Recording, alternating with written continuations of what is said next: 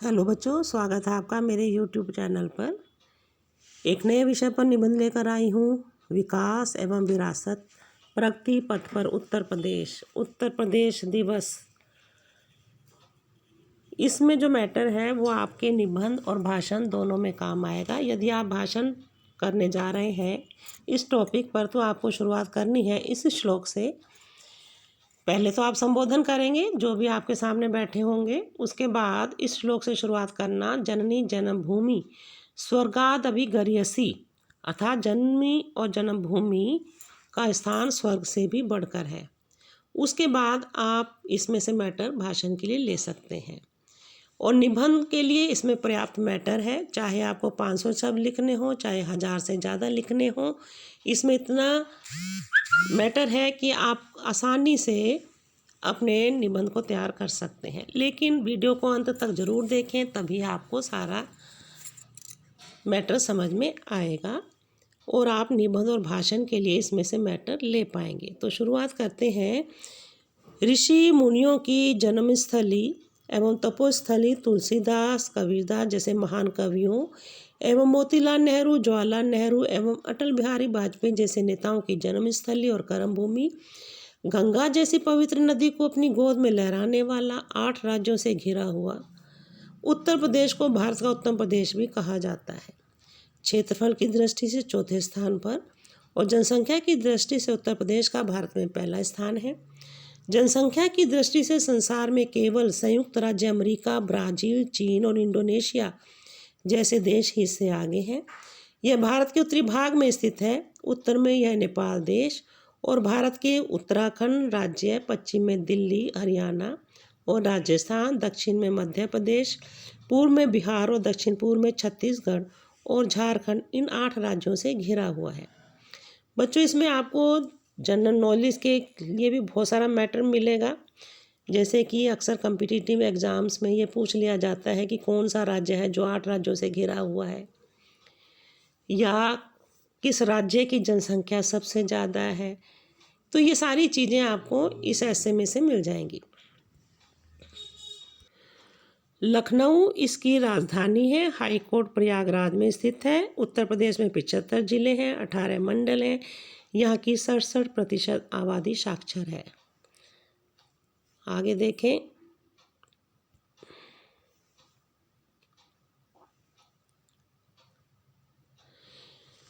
कौन सी नदियां हैं यहाँ पर? गंगा, यमुना, बेतवा, केन, घाघरा, चंबल, सोन आदि नदियां संपूर्ण उत्तर भारत की भूमि को उपजाऊ बनाती हैं, जो कि उत्तर प्रदेश में ही है। उत्तर प्रदेश का क्षेत्रफल 2,38,566 वर्ग किलोमीटर है। आगरा, कानपुर, मुरादाबाद, अलीगढ़, ललित, सहारनपुर, मुजफ्फरनगर, झांसी, बांदा, हमीरपुर, चित्रकूट, जालौन, जौनपुर, महोबा, मेरठ, गोरखपुर, गढ़मुक्तेश्वर, सोनभद्र, बरेली, अयोध्या, मथुरा आदि इसके प्रसिद्ध जिले हैं। बच्चों, वैसे तो 75 जिले हैं, लेकिन कुछ ही जिले लिखे हैं। आज़ादी के बाद 24 जनवरी 1950 को उत्तर प्रदेश को एक राज्य का दर्जा दिया गया। हर साल 24 जनवरी को हम उत्तर प्रदेश दिवस के रूप में धूमधाम से मनाते हैं। गोविंद बल्लभ पंत इसके पहले मुख्यमंत्री बने, तो सुचेता कृपलानी 1963 में उत्तर प्रदेश की व भारत की पहली महिला मुख्यमंत्री बनी। वर्तमान में उत्तर प्रदेश के मुख्यमंत्री योगी आदित्यनाथ जी हैं, जिनके नेतृत्व में उत्तर प्रदेश विकास के पथ पर निरंतर अग्रसर है, साथ ही साथ अपनी विरासत को भी निरंतर समृद्ध बना रहा है। कुछ और आपको जीके के क्वेश्चन मिल, जैसे कि कौन सी महिला मुख्यमंत्री यूपी की थी जो पहली भारत की भी और यूपी की भी मुख्यमंत्री बनी, उनका क्या नाम था? तो ये क्वेश्चन जीके में अक्सर पूछ लिया जाता है। आगे देखें।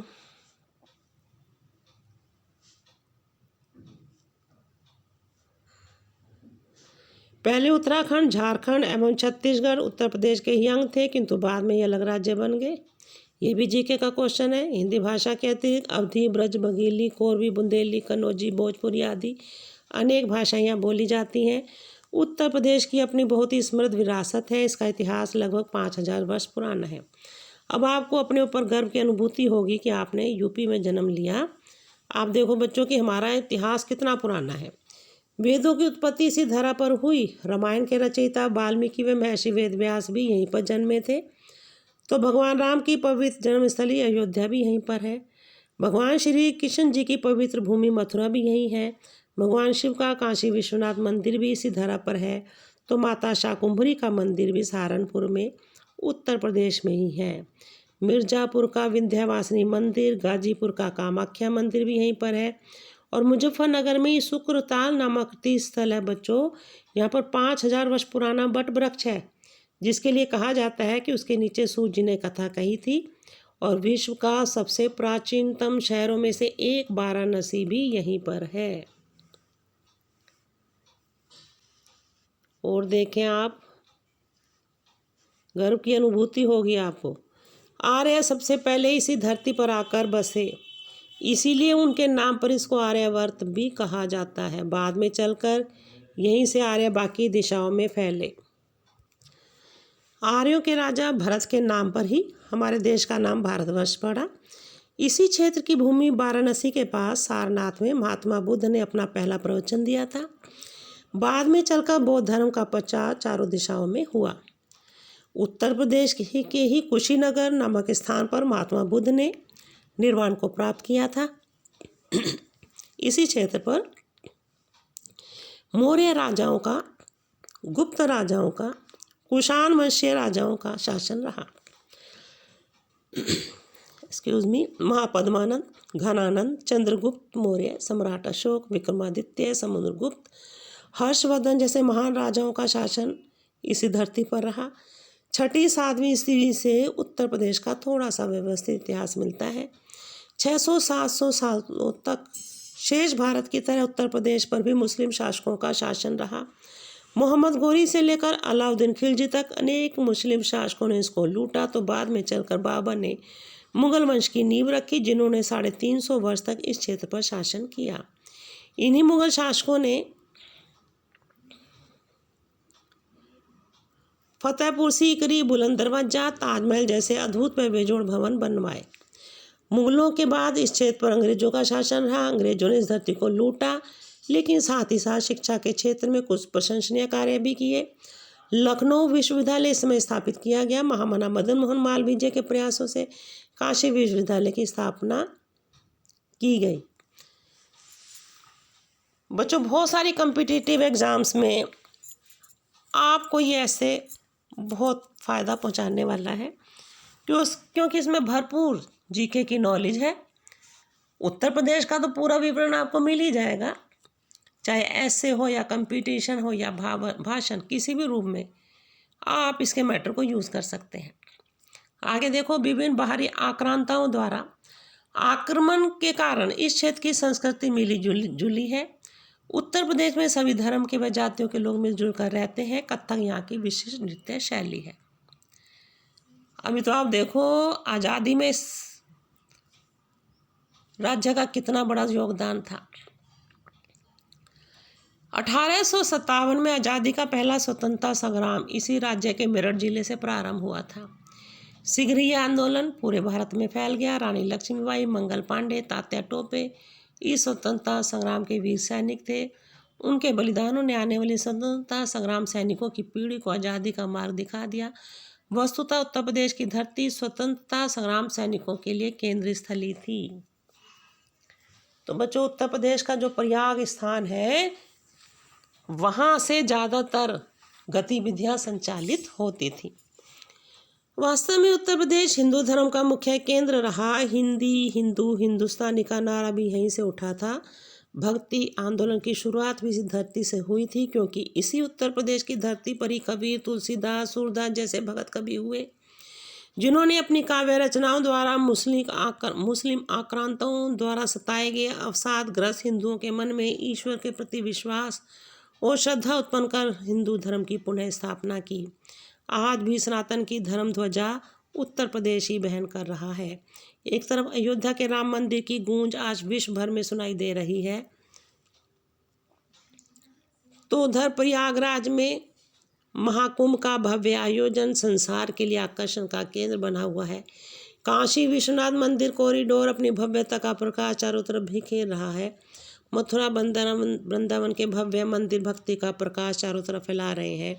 5000 वर्ष पुरानी उत्तर प्रदेश की विरासत अब और समृद्ध होती जा रही है।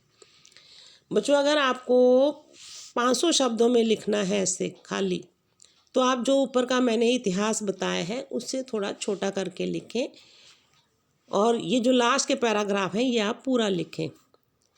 जैसे कि मैं आपको बताती हूँ, आज भी तरह यहाँ से आप एक तरफ हिंदू धर्म अयोध्या के राम मंदिर की, यहाँ से आप लिखना चालू कर देंगे तो आपको 500 शब्द लास्ट तक हो जाएंगे। आगे देखें, उत्तर प्रदेश विकास की पटरी पर दौड़ रहा है।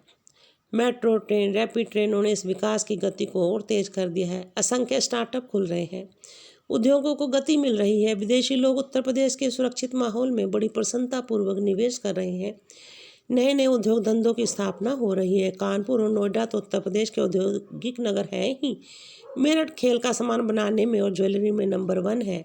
बिजली का सामान, केबल, चमड़ा, सीमेंट, इलेक्ट्रॉनिक्स, स्टील, रेलवे के कोच, वैगन, इलेक्ट्रॉनिक्स, कपड़े आदि के उद्योग धंधे खूब फल फूल रहे हैं। हाईवेज बन रहे हैं जिनके कारण यातायात सुगम हुआ है और एक जगह से दूसरी जगह जाने में समय की बचत होती है। शिक्षा में भी तकनीक के प्रवेश के कारण शिक्षा की गुणवत्ता में सुधार हो रहा है। और बच्चों, थोड़ा सा मैंने इसको रोचक बनाने के लिए और कुछ चंद लाइनें दी हैं जिन्हें आप अपने ऐसे में डालोगे तो ऐसे और सुंदर लगेगा। वो क्या है देखते हैं। कानपुर के जूते, अलीगढ़ के ताले, मुरादाबादी बर्तन, आगरा पेठे वाले, फिरोजाबादी चूड़ियाँ, बरेली झुमके वाले, किसी से भी कम नहीं नोएडा आईटी वाले, सोने के आभूषण, कैंची मेरठ के बल्ले, सब मिलकर भरते हैं यूपी के गल्ले। आगे देखो,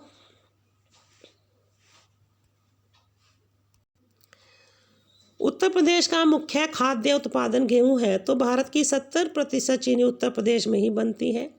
गन्ना यहाँ की मुख्य नकदी फसल है।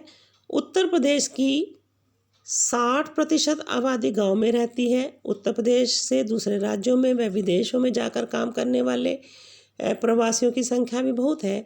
धीमी गति से बहने वाली विभिन्न नदियों द्वारा लाई गई जलोढ़ मिट्टी के कारण उत्तर प्रदेश की भूमि बहुत उपजाऊ है, जहाँ विभिन्न प्रकार की वनस्पतियाँ, सब्जियाँ में फल उगते हैं। आज उत्तर प्रदेश विकास और विरासत दोनों को मजबूत करता हुआ आगे बढ़ रहा है। प्रगति पथ पर आगे बढ़ता हुआ उत्तर प्रदेश आज विदेशों व अन्य राज्यों के लोगों को अपनी ओर आकर्षित कर रहा है। यहाँ विभिन्न प्रकार के होने वाले मेले, सांस्कृतिक व धार्मिक आयोजन, विभिन्न प्रकार के त्यौहार, तीर्थ स्थान और वास्तुकला में